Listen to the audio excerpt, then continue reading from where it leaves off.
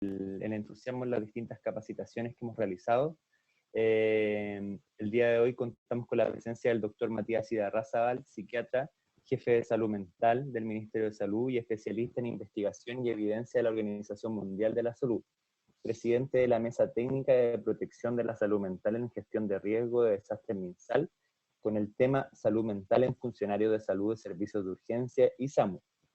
Les recordamos que en el chat deben realizar sus preguntas, las cuales serán realizadas al expositor al finalizar la exposición. Además, solicitamos responder la encuesta para realizar un diagnóstico educativo y ver cuáles son los temas de interés y que requieren refuerzo. Y a partir del día lunes contaremos con 3 links, esto quiere decir una capacidad de 1500 conexiones. Nuevamente les dejo con la presencia del doctor Matías Idarrázaval. Muchas gracias. Buenas tardes, ¿me escuchan bien? Bien. Buenas tardes a todos. Para mí es un gusto estar acá conectado con ustedes y poder tocar un tema que probablemente dentro de esta emergencia parece como no central, pero yo creo que de a poco se van a dar cuenta, o probablemente por la experiencia que han tenido, y que la salud mental, el bienestar y el bienestar psicosocial son elementos fundamentales de la atención clínica y también del bienestar de los equipos. Entonces, básicamente, quiero partir mostrándoles desde qué perspectiva vamos a abordar la salud mental y el apoyo psicosocial en esta crisis sanitaria. Es necesario proteger la salud mental en la gestión de riesgo de desastre utilizando este modelo que, si ustedes se fijan, tiene 8 ejes estratégicos. Uno de los ejes es el fortalecimiento comunitario, la comunicación social, los lineamientos técnicos, que está muy relacionado con la respuesta que se hace desde el punto de vista de la emergencia, pero también el trabajo con grupos específicos, cuidado de la salud mental de las personas que colaboran en la gestión de la red, y ahí están ustedes, gestión de la información y educación de la salud mental, porque ustedes se dan cuenta que en el fondo en emergencias que hemos tenido, por ejemplo, Puchuncaví, Quintero, gestión de la información y educación para la población es de las cosas más importantes. Todo esto con una coordinación intersectorial que permita efectivamente poder hacer una protección de la salud mental de la población en todo el ciclo, en el manejo del riesgo. Y estas líneas de acción involucran diferentes niveles y diferentes consideraciones desde el punto de vista cultural y social. Evidentemente que la respuesta que podemos tener frente a una emergencia de este tipo es diferente que la que se puede generar, ¿cierto?, diseñar para China e incluso para otros países latinoamericanos. Entonces es bien importante poder ir adaptando estas líneas de acción según, digamos, componentes culturales y sociales que son tan relevantes en el manejo de la emergencia. Y para aglomerar, digamos, esta forma de ayuda, la OMS creó hace un tiempo lo que se llama la primera ayuda psicológica.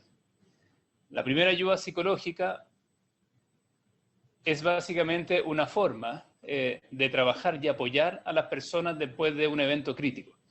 El evento crítico puede ser de diferentes características, pero vamos a mostrar de que en el fondo es crítico al generar en la persona una sensación de vulnerabilidad y de riesgo.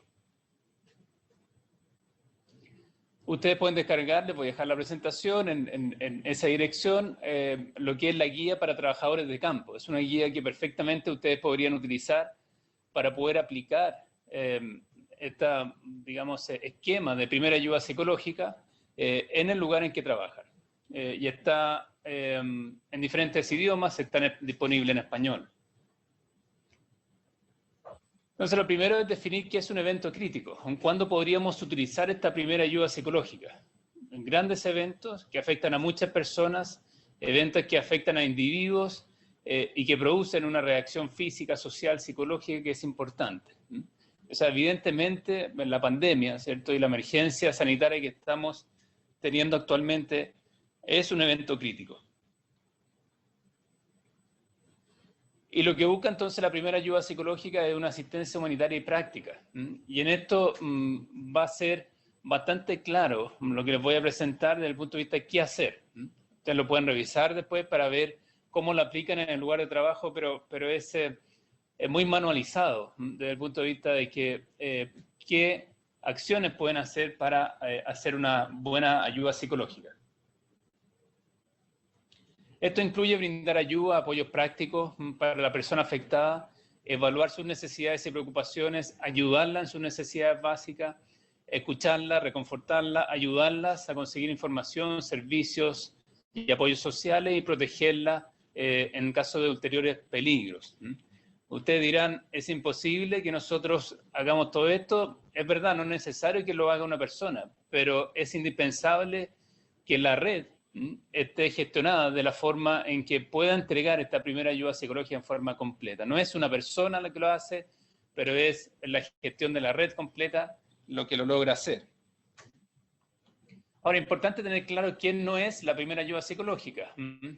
No es algo que pueden hacer exclusivamente los profesionales. Les vuelvo a insistir, esto no es algo que se les pida exclusivamente a ustedes. No es consejería profesional, ni tampoco terapia. No vamos a hacer terapia en urgencia. No es un debriefing psicológico que se hace en algunos casos de trauma, donde se hace un análisis detallado del evento crítico. No es pedir un análisis detallado de lo que sucede y ordenar los acontecimientos. Sí implica escuchar, pero no presionar para que la persona relate lo que sintió, cómo reaccionó, ¿cierto? Esto no es una terapia reparatoria, ni tampoco, y perdonen, pero no es una entrevista, ¿cierto?, periodística donde queremos saber tanto detalle. Y no es el equivalente al modelo de intervención en crisis, es algo diferente. Busca más bien algo inicial, de un enfrentamiento inicial a una persona o un grupo de personas que tiene una situación de crisis. Las personas pueden tener reacciones muy diferentes, y entonces hay que tener en cuenta qué factores pueden influir en cómo la persona reacciona frente al mismo evento, que es básicamente el riesgo de infección o la infección por una enfermedad contagiosa. Y ahí influye bastante la resiliencia. Ustedes saben, este factor a veces muy utilizado en forma, digamos, ligera, pero la verdad que es un factor muy estudiado desde los años 70, que tiene que ver con la capacidad de enfrentar una situación de riesgo o una situación que pone en alerta a la persona. Hay personas que se van a sentir más seguras, más conectadas, más tranquilas, con más esperanza, especialmente si tienen mejor acceso a apoyo social, físico, emocional, y eso les va a permitir recuperar cierto sentido de control, cierto sentido de que esto lo pueden sobrepasar. Yo creo que ustedes han vivido desde el punto de vista clínico y probablemente personal también, situaciones en que las personas lo pueden manejar y tiene que ver con factores de resiliencia que pueden apoyarse con una primera ayuda psicológica. ¿Para quién esta ayuda? Para personas que están muy angustiadas, que pueden consultar al servicio de urgencia, pueden proporcionarse a adultos y niños. No todas las personas que enfrentan una crisis van a necesitar primera ayuda psicológica.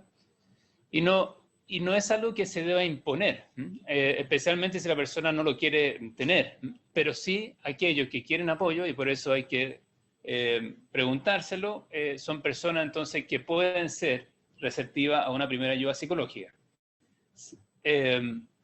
En general son personas con lesiones graves, personas con condiciones graves, una persona que es recientemente diagnosticada con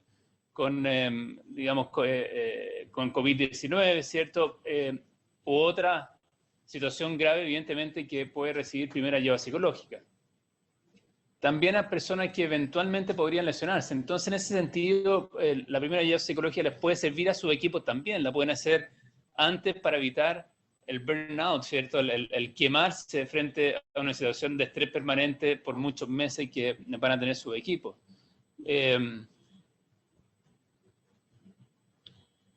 Y tiene algunos elementos que son importantes considerar en esta crisis. Si esta crisis ocurriera ahora, y básicamente es lo que está ocurriendo.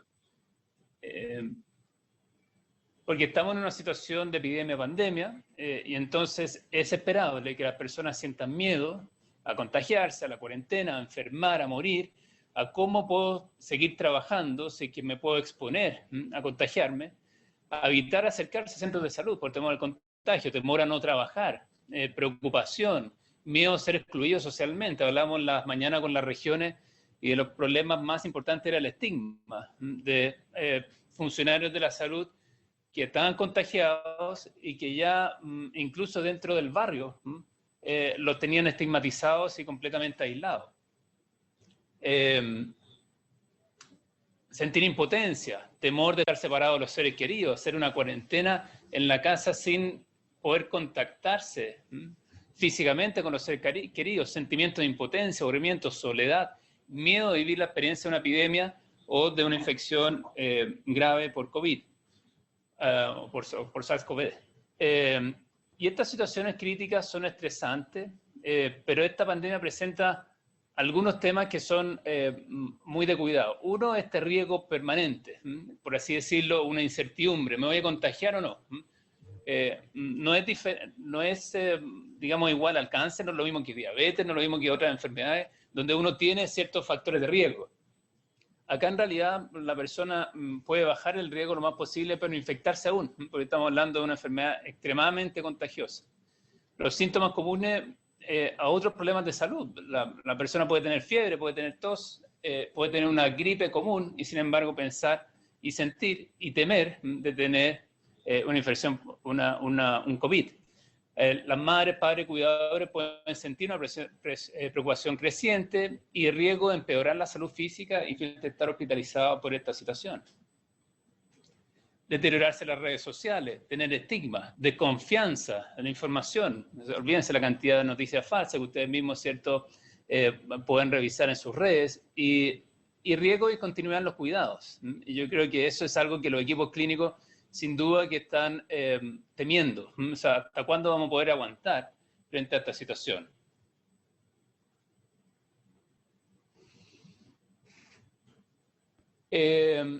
Hay algunas cuestiones específicas de este virus que evidentemente todavía se están estudiando, pero que, digamos, que pueden causar un temor e incertidumbre.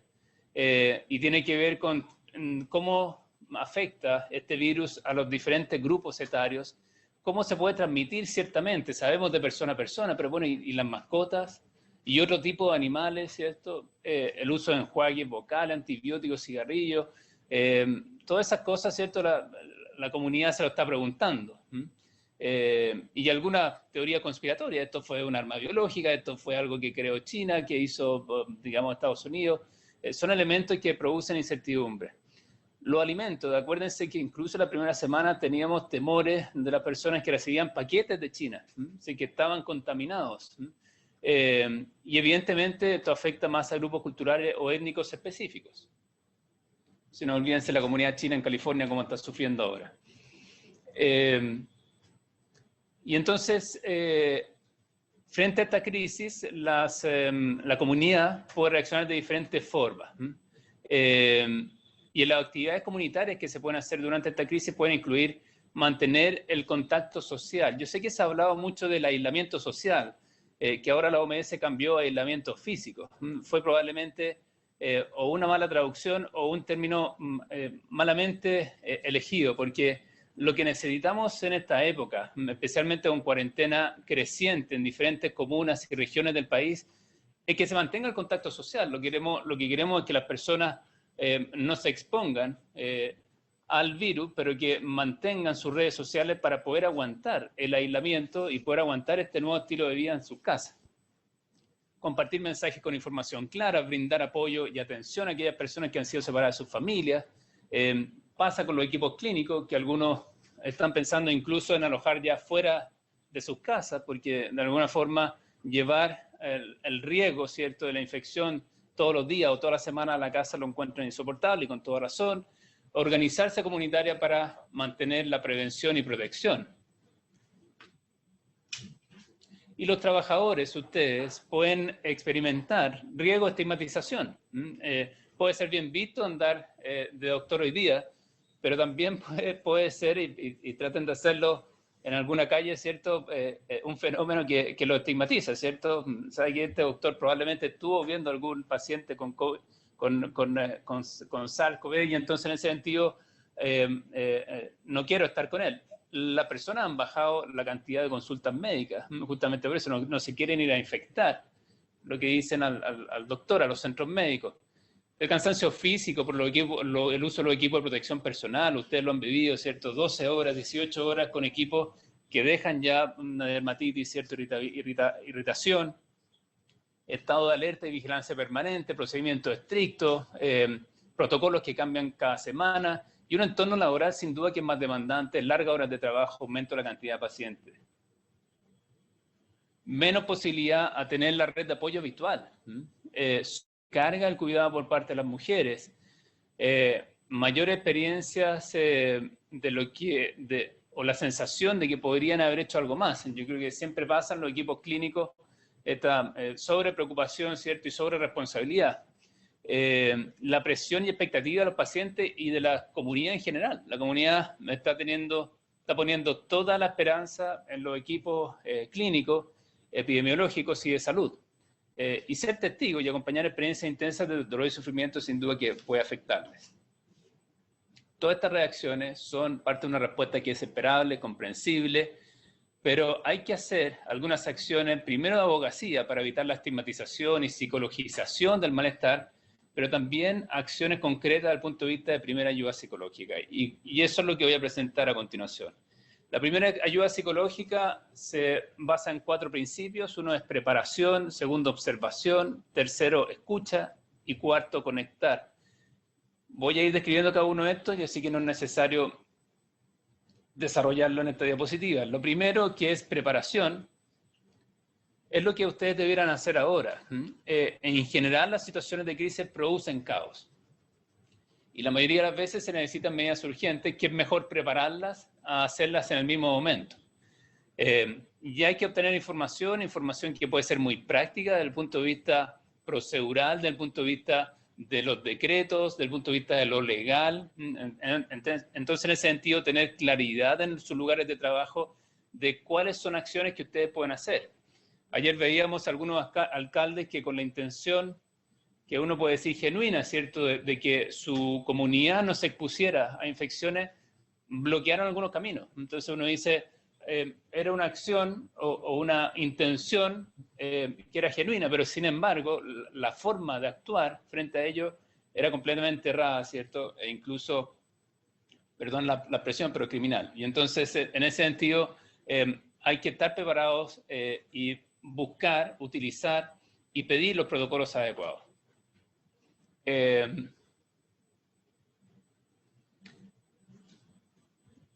La segunda elemento o principio de la primera ayuda psicológica es la observación. Y en eso la comunicación verbal es muy importante. Lo que ustedes comenten y lo que le digan a los pacientes, evidentemente que tiene un impacto que es inconmensurable. Pero también la comunicación no verbal. Acuérdense que, y se han hecho los experimentos, ¿cierto? Una persona, si está diciendo una cosa, pero gesticula otra, para el observador le va a quedar la sensación o el mensaje de lo que gesticuló, no de lo que habló. O sea, siempre el lenguaje no verbal es más importante desde el punto de vista de la transmisión de la comunicación que el lenguaje verbal. Ustedes pueden decir una buena noticia con mala cara y la persona probablemente va a entenderlo como una mala noticia. Las variables contextuales es dónde está la persona, o sea, qué intervención puede hacer un servicio de urgencias versus una atención domiciliaria, dónde me encuentro, es un lugar adecuado para hablar, el momento del día. Si es que estoy o no en primera línea de atención, es diferente que si estoy controlando a un paciente versus si lo estoy atendiendo por primera vez en un servicio de urgencia, las situaciones críticas de equipos de UCI, UTI, SAMU, ECMO, y estresores específicos, que pueden ser personas mayores, embarazadas, pacientes crónicos, cuidadores de personas dependientes, entre otros. Esto lo voy a pasar rápido porque ustedes probablemente lo han vivido personalmente o laboralmente. Las reacciones frente a la angustia en situaciones de crisis son muy variables, depende de cada persona. Algunas pueden ser muy expresivas, otras muy internalizantes, poco expresivas. Y entonces en ese sentido hay que estar atentos porque la gama de emociones y la gama de reacciones que pueden tener las personas es muy variable. Pero todas ellas se benefician de poder tener primero ayuda psicológica. Las personas que tienen angustia muy grave o persistente podrían requerir más apoyo y por lo tanto la primera ayuda lo que busca es básicamente hacer un soporte inicial para que pues otros profesionales y equipos puedan mantener el tratamiento. La escucha es el tercer principio, la primera ayuda psicológica. Y la escucha tiene algunos elementos que son esenciales. Probablemente todos ustedes lo incluyen, pero si no, recordarlo o transmitirlo a los equipos. Presentarse diciendo el nombre. ¿Para quién están trabajando? ¿Cierto? Con la institución. Pregúntenle el nombre y cómo quieren que lo llamen. Pregúntenle qué es lo que necesita, qué es lo que le preocupa. Yo sé que pueden parecer preguntas muy psicológicas, pero la verdad es que esto no requiere ni respuesta larga ni intervención larga. Simplemente el hecho de hacer la pregunta y tomar algunos de esos datos no solamente puede ayudar a que la persona se sienta más escuchada, sino que ustedes puedan hacer una mejor acción clínica. Porque si a una persona le preocupa en realidad el perro que dejó solo en el departamento, una persona de edad, por ejemplo, mientras no le solucionen ese problema y le ayuden a conectar con servicios sociales, esa persona no va a andar bien, ¿no? Entonces pueden parecer detalles para los equipos clínicos, pero cada persona tiene su biografía y tiene sus características que obligan a preguntar qué es lo que le preocupa. Escucharla, ayudarla a tranquilizarse, hablar con voz suave y calmada, mirar directamente, díganle que están ahí para ayudarle, y si una persona se siente muy afectada, ayúdela a conectarse con su respiración. Esa técnica de respiración parece muy básica y parece muy esotérica, pero es muy potente desde el punto de vista de cómo pueden ayudar en poco rato, estamos hablando de escasos minutos, a que una persona esté más calmada. Son estas típicas respiraciones profundas donde se pide que la persona inhale por la nariz, bote por la boca en forma lenta. Con los niños se le puede pedir lo mismo, pero que imaginen que están inflando un globo, ¿cierto? Que tienen afirmado su boca y que en ese sentido lo hagan en forma lenta. Si lo hacen 8 o 10 veces, probablemente el paciente se va a empezar a calmar. Eso sirve también para los equipos en el caso de que estén con algunos, síntomas de angustia en forma importante.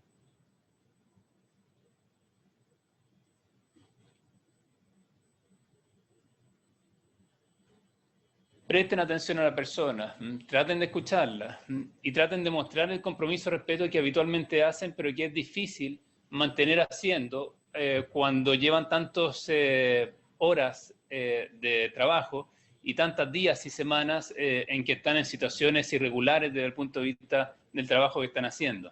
Pero traten de conectarse, porque eso es lo que muchas veces les queda a los pacientes y que lo ayuda a tranquilizarse, y también, por supuesto, a los equipos. Adecúen la comunicación a la edad, sexo y cultura. Tengan paciencia, mantengan la calma en lo posible, sean francos, pero también cuenten lo que sea necesario contar. Lo que no saben pueden decir, no sé, trataré de averiguárselo. Lo trataremos de contactar, ¿cierto? Como para poder contarle en relación a eso. Ser franco no significa decir todo lo que hay que decir. Se pueden seleccionar algunas cosas como para evitar, ¿cierto? Dar noticias en lugares o situaciones que no son adecuadas. Dar información, hacerle que lo están comprendiendo y que saben cómo se siente y que lamentan lo que le está pasando, respeten la privacidad, mantengan la confidencialidad, no revelen cosas íntimas, háganle saber y reconocer la fortaleza que tienen, la manera en que se están ayudando a sí mismos, ¿de acuerdo? Esto todo suena conocido, pero es diferente aplicarlo. Entonces, se los dejo como para poder reflexionarlo y ver cómo lo pueden hacer. Lo que no deben hacer es presionar a que la persona cuente qué le pasó a una persona que está traumatizada y que no quiere contarlo. Es mejor esperar que esté en una terapia o esté en otro ambiente como para poder intervenirla. No interrumpen ni apura a la persona. Eso es muy difícil en un servicio de urgencia, en situaciones de emergencia, pero a veces no necesitamos más que 5 a 10 segundos de espera. No es una hora, es 5 o 10 segundos de espera. Y ahí la persona va a contar lo que necesitan ustedes como información para poder hacer un buen manejo clínico. No es necesariamente la opinión sobre la situación de la persona, a veces es suficiente escuchar. A veces ustedes no van a tener la fórmula para poder solucionar las cosas. No juzguen necesariamente a las personas, ni tampoco sus sentimientos, ni digan cosas como que no debería sentirse así, o hay personas que lo están pasando peor, porque la verdad es que la situación es bien individual y es subjetiva, y por lo tanto un niño, ¿cierto?, que lleva un mes sin ir al colegio, una persona mayor que lleva un mes sin poder ir a la iglesia y contactarse, ¿cierto?, con su amiga, puede ser una situación muy terrible en forma subjetiva para ellas. No inventen cosas que no saben, utilicen los principios simplemente, no utilicen expresiones demasiado técnicas ni teóricas, no cuenten lo que le pasó a otra persona, tampoco cuenten lo que le pasó a ustedes necesariamente, no le hablen de los problemas de ustedes. Yo creo que es importante el mensaje, escuchen, escuchen, deténganse a escuchar, eso es lo que necesitan los pacientes. No hagan falsas promesas, ni tampoco le quiten fortaleza, sensación de poder cuidarse a sí misma, ni esperanza. El último principio es la conexión, conectarse, y eso es básicamente ayudar a las personas a resolver sus necesidades básicas. De nuevo, esto no es necesario que lo hagan ustedes directamente, pero lo deben hacer los equipos. Pasa muchas veces que después de la atención de urgencia, la persona no sabe qué hacer, a dónde ir, cómo continuar el tratamiento. Entonces, esa información es muy valiosa. Se fue conectada con un ser querido, ¿no? Alguien sabe lo que le pasó. En fin, son situaciones que evidentemente hay que considerar.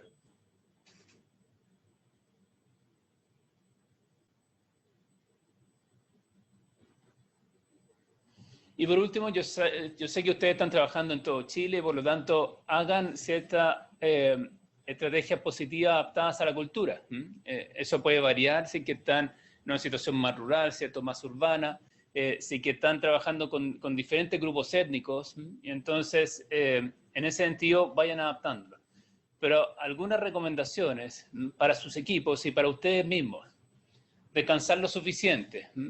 Yo sé que puede ser difícil encontrar el espacio, pero aunque suene raro, así como encontramos el espacio para ir al baño, ¿cierto?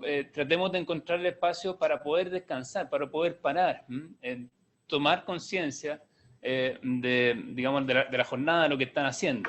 Comer lo más regularmente posible. También uno dice que no tengo tiempo. Hay que hacerse un tiempo, pueden ser 5 o 10 minutos, pero eso puede ser un tiempo muy valioso desde el punto de vista de la capacidad de respuesta que pueden tener ustedes. Conversar y pasar tiempo con familiares, amigos, conversar sobre los problemas con alguien de confianza, buscar alguna forma de relajación, aunque sea dentro de la casa, dentro del departamento, caminar, cantar, rezar, jugar con los niños, hacer actividad física, aunque sea limitada, evitar el alcohol y otro tipo de drogas, ocuparse de la higiene personal y buscar maneras seguras de ayudar a los otros. Esas son cosas que les pueden ayudar a ustedes, los equipos.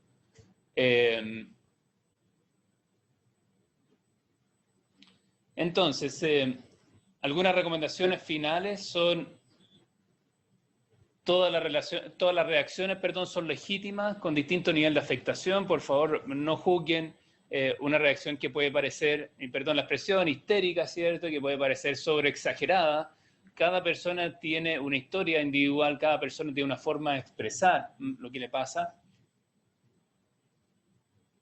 Y a nivel individual se le puede recomendar a la persona y a ustedes mismos tomarse un tiempo para mirar, leer o prestar atención a nuevas noticias, incluyendo las redes sociales, no estar pegado todo el día a ciertas noticias del COVID, de la pandemia, cuidar el cuerpo, tomar estas respiraciones, hacer estiración, meditación, tomarse tiempo para relajarse, hacer alguna actividad que disfruten, aunque sean pequeñas. Hay gente que disfruta armando, desarmando, leyendo el diario, conectarse con otros, hablar con personas de confianza, mantener rutina, buscar apoyo y supervisión y valorar, por favor, la propia experiencia y la capacidad de ustedes. Ustedes son la primera línea, son los funcionarios que más necesitamos durante este tiempo, y por lo tanto es importante que puedan incluir estrategias que hayan utilizado en otro momento de la vida, que hayan sido útiles para ustedes. A mí me servía que cuando estaba en el turno, si iba a este lugar por 10 minutos me calmaba. En fin, recuerden cosas que les pueden ayudar para poder cuidarse y aguantar esta situación. Comprender y evaluar el rol. Yo sé que en general en los equipos clínicos puede dar esta sensación de omnipotencia, de que hay que hacer todo, pero también cada persona tiene un rol, responsabilidad, capacidad y riesgo. Cuidar los tiempos de descanso, la alimentación, espacios de contención. No comparar las reacciones de ustedes con las de los demás. Tratar de evitar recurrir a medicamentos. Los médicos y los equipos clínicos somos los mejores en tratar de automedicarnos. Y generar condiciones en el hogar para una distribución adecuada de las funciones. Evitar tomar más responsabilidades de las que se puede. tener expectativas demasiado altas o poco realistas, tengo que curar a cada paciente, tengo que solucionar el tema de la infección o el problema, digamos, clínico en mi lugar de trabajo, no minimizar las inquietudes y necesidades personales, no retirarse de la red social y de apoyo, los familiares, los amigos, y de nuevo no utilizar innecesariamente cierto alcohol o sustancia. Dentro de los equipos, porque esto le va a pasar con los pacientes y también a ustedes mismos dentro de los equipos. Respetar las reacciones de los demás, buscar espacios para descansar por relevos, mantener canales de comunicación, contenerse entre ustedes, pedir apoyo, buscar y mantener los contactos de ayuda internos y externos, respetar flujos de información y organizar duplas para mantener el resguardo si los equipos deciden dividirse.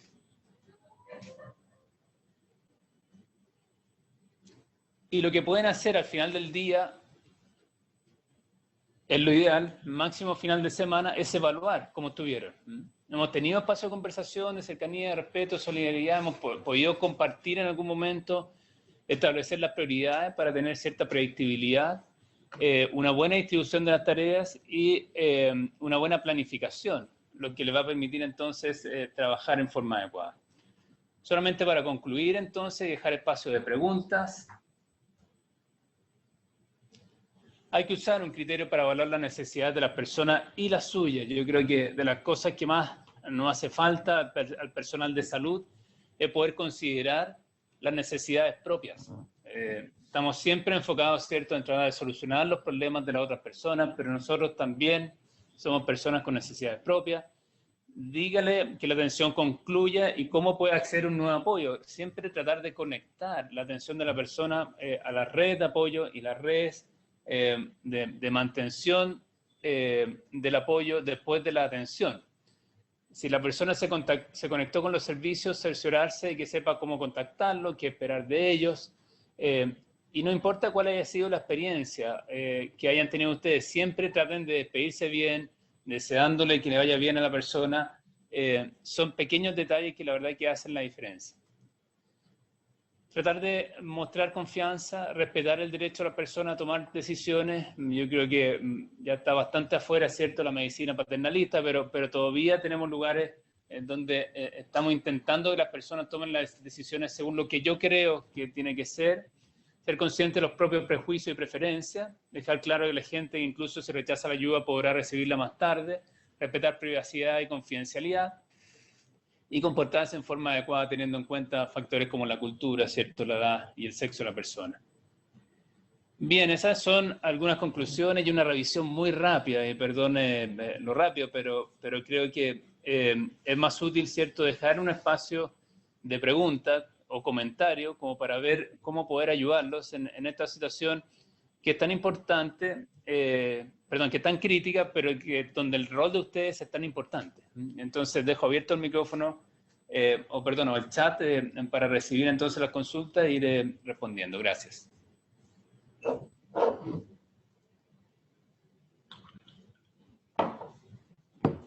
Doctor, muchas gracias. Hay algunas preguntas en los chats.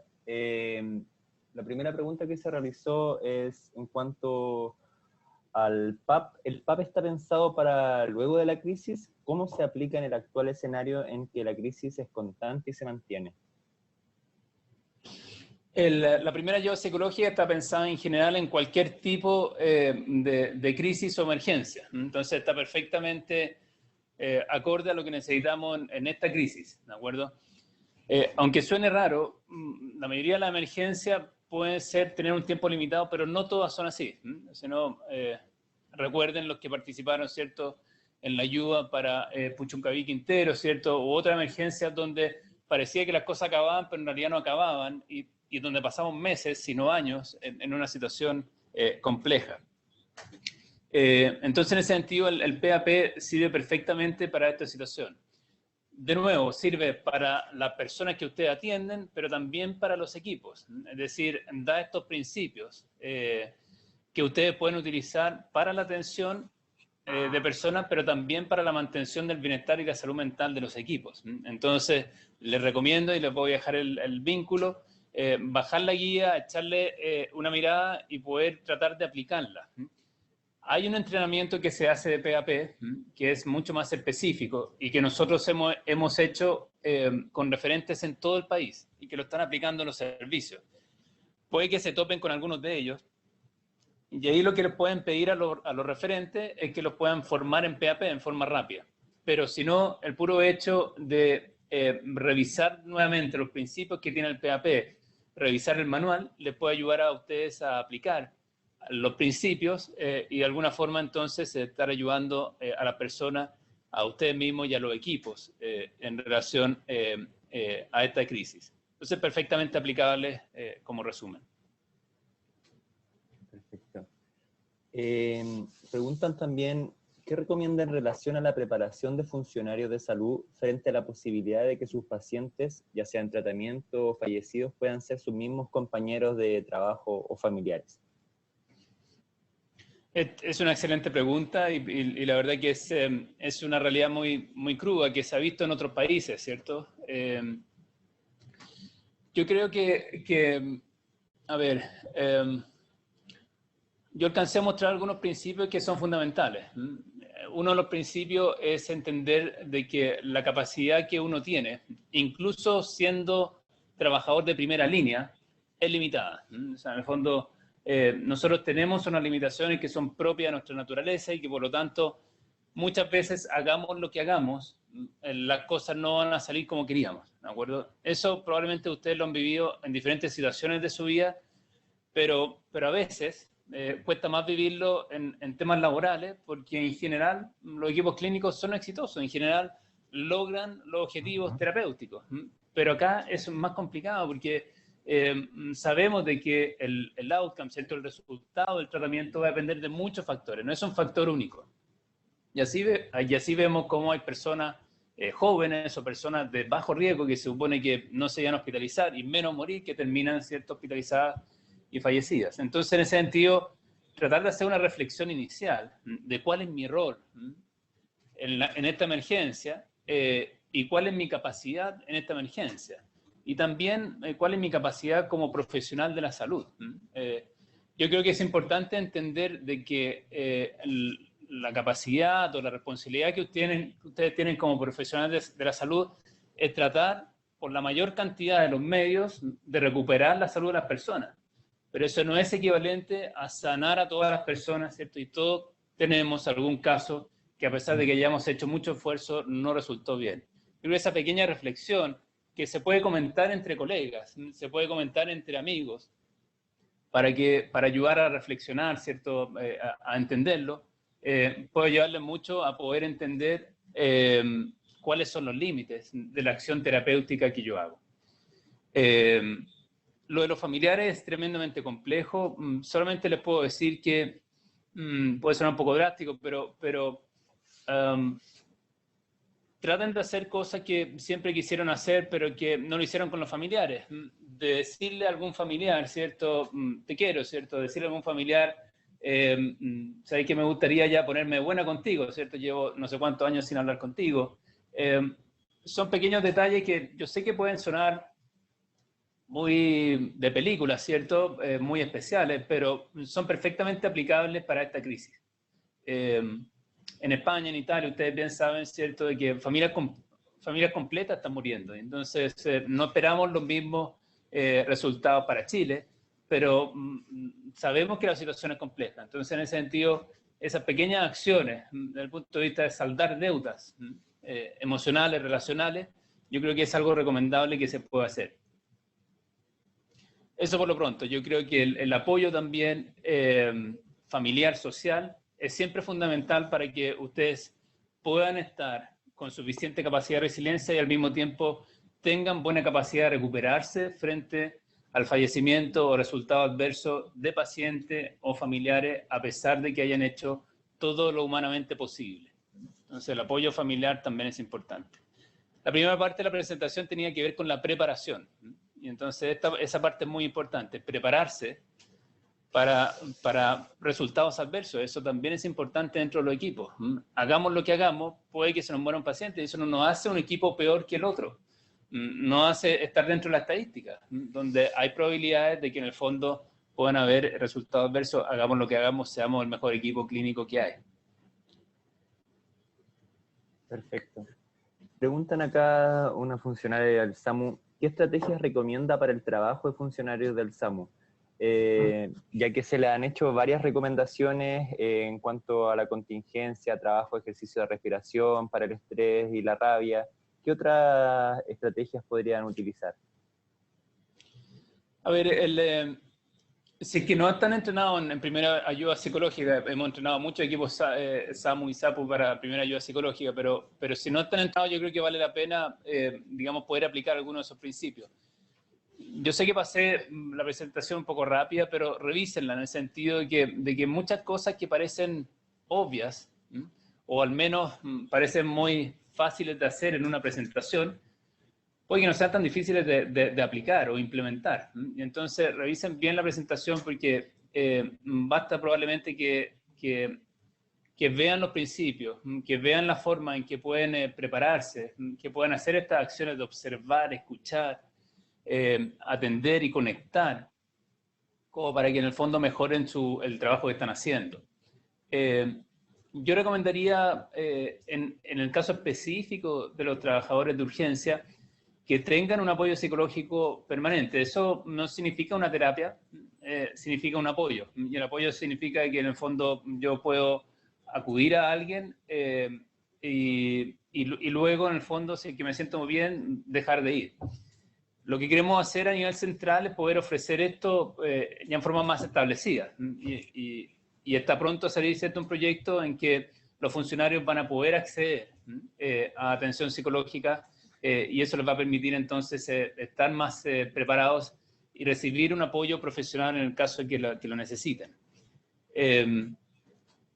Pero si algo les puedo recomendar es que se afiaten como equipos. A veces pueden tener mucha técnica, mucha teoría y mucha preparación, pero puede que todavía estén trabajando en forma individual y con poco apoyo. Y al final del día, y al final de la jornada, y al final de estos meses, que van a ser meses complicados, probablemente las cosas que más van a determinar la capacidad de los equipos de poder responder frente a la emergencia es cómo funcionan como equipos, cómo están preparados desde el punto de vista de cosas que escribí, ¿cierto?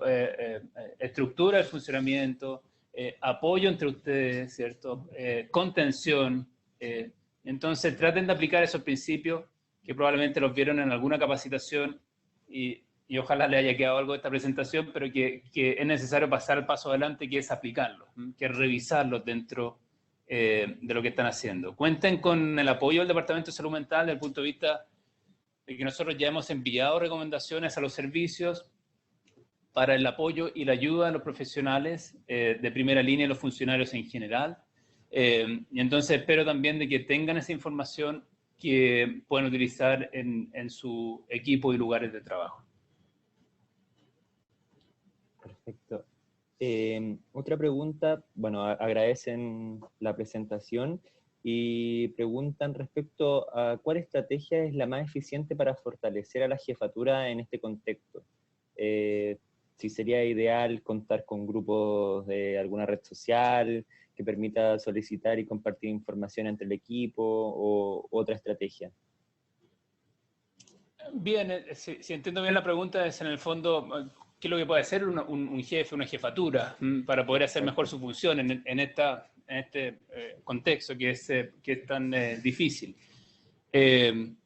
A veces la jefatura y el liderazgo no se demuestra, digamos, por temas administrativos. Es verdad que un buen jefe puede ser aquel, ¿cierto?, que cumple todas las funciones asignadas y aquel que, digamos, tiene un equipo que está funcionando y que logra los objetivos institucionales. Sí, ese puede ser un buen jefe, pero también es un buen jefe aquel que logra estar conectado con su equipo. Yo creo que es una dificultad doble que tiene la jefatura en esta etapa de poder conectarse con los equipos, porque en general, cuando hay situaciones de emergencia, las personas suelen tomar algunas defensas psicológicas y una de ellas es la disociación, es separarse emocionalmente de lo que está pasando.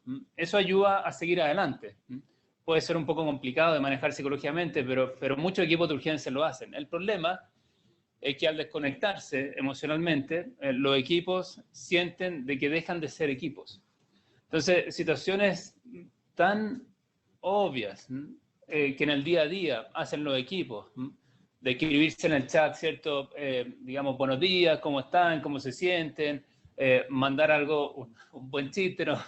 No un chiste mal gusto, ¿cierto? Aprovechar los chats para mejorar el ánimo, pueden ser elementos súper importantes que las jefaturas pueden promover. La información para los equipos es fundamental. Yo creo que la jefatura tiene una gran responsabilidad ahora de poder entregar la información, que puede ser cambiante, que puede ser, digamos, muy diferente de una semana a otra, pero al final de cuentas es la última información. Eso los equipos lo agradecen.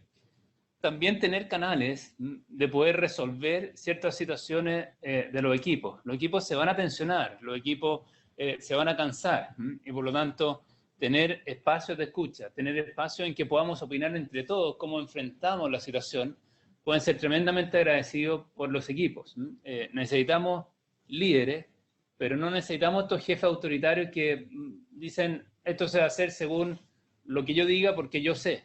Es verdad que la experiencia de algunos miembros del equipo es muy valiosa, pero es la vivencia y la experiencia del equipo completo lo que va a hacer finalmente que ese equipo sea exitoso. Entonces, tratar de promover esos espacios en que cada uno, y estoy hablando cada uno, desde el más experto al menos experto, pueda opinar y pueda contar situaciones que le están pasando y le están dificultando su trabajo. Yo sé que en los servicios clínicos, los equipos, estamos muy acostumbrados a buscar soluciones, pero a veces no se trata de encontrar la solución, se trata de escuchar nuevamente, se trata de poder saber y conectarse sobre cómo se siente la otra persona que está con cuarentena hace tanto tiempo, que tiene a su hijo, ¿cierto?, sin ir a la escuela, al colegio hace tanto tiempo, que tiene problemas de pareja, ¿cierto?, en relación a esta situación. El escuchar en forma activa, en forma atenta, puede hacer una gran diferencia para una buena jefatura. Entonces, en fin, son algunas recomendaciones cortas, pero que espero que ayuden a reflexionar desde el punto de vista de que cosas que se comentaron en la presentación son las cosas que pueden aplicar la jefatura para que los equipos se sientan mejor. Perfecto. Y en virtud del tiempo, la última pregunta que vamos a realizar, preguntan por el abordaje que recomienda o se aplica para prevenir y o tratar la traumatización secundaria del personal de salud en situaciones de emergencia. Es una buena pregunta, pero es compleja porque hay diferentes tipos de traumatización. Ustedes conocen los tipos clínicos, ¿cierto? El trastorno por estrés agudo, el trastorno de estrés postraumático, pero hay múltiples tipos de traumatizaciones y hay algunas traumatizaciones que son crónicas, que ocurren fundamentalmente, por ejemplo, en el caso del abuso sexual continuado, pero también, ojo, en el caso, por ejemplo, del trabajo en emergencia con exposición a situaciones que sienten vulneración en forma continuada. O sea, en mucho lo que veíamos con los equipos y el conflicto social. O sea, todas las semanas, en forma permanente, durante varios meses, se vieron expuestos a situaciones en que no sabían si le iba a llegar una lacrimógena o no, si que lo iban a dejar hacer el trabajo, si que iban a volver bien de su turno o no. Entonces, esas situaciones de trauma crónico requieren un trabajo diferente a lo que puede ser el trauma agudo.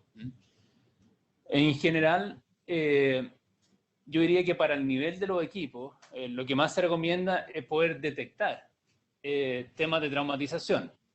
Cuando se detectan, ahí es importante tratar de buscar equipos que estén especializados. Yo diría que no hay algunas terapias así tipo mágicas, ¿cierto?, para trauma, que pueda, a pesar de que se han planteado, de que puedan pocas sesiones, ¿cierto?, o en una intervención reducir en forma completa, ¿cierto?, la traumatización de una persona. Si estamos viendo que esa persona realmente se puso en una situación que le generó vulnerabilidad, en general, y si no pasa en el tiempo, en general se recomienda una terapia. Apóyense en los equipos clínicos, en los equipos psicológicos, ¿de acuerdo?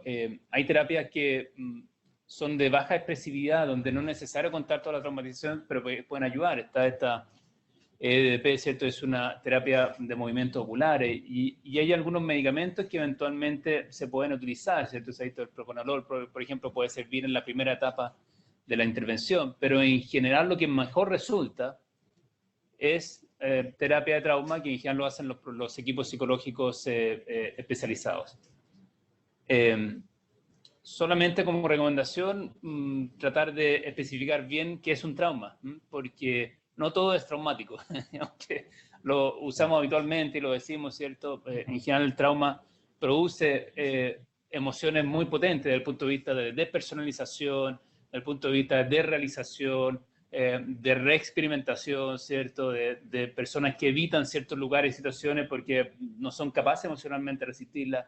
Eso es trauma. Entonces, la verdad que es un capítulo muy grande, muy independiente, pero si puedo concluir la respuesta, es básicamente buscar ayuda especializada porque el trauma en general es complejo cuando estamos hablando de este nivel. Perfecto. Muchas gracias, doctor. Queremos agradecer también la importante participación, todas las conexiones en este día. Los invitamos a continuar siendo parte de la formación para profesionales de salud que está realizando el Ministerio de Salud en conjunto al Hospital Digital y la Sochimu. La próxima semana continuaremos con las capacitaciones a las 2 de la tarde. Se dispondrán de 3 links, los cuales se harán llegar a través de las distintas páginas. Nuevamente agradecer la participación del doctor Idarrázaval y lo esperamos mañana a las 2 de la tarde. Muchas gracias. Agradecer al equipo de Hospital Digital, de Salud Digital, por la tremenda iniciativa y por la oportunidad de presentarles. Muchas gracias a todos y no tengan cuidado, ¿cierto?, en poder contactarme en el caso que lo necesiten. Gracias a todos. Gracias.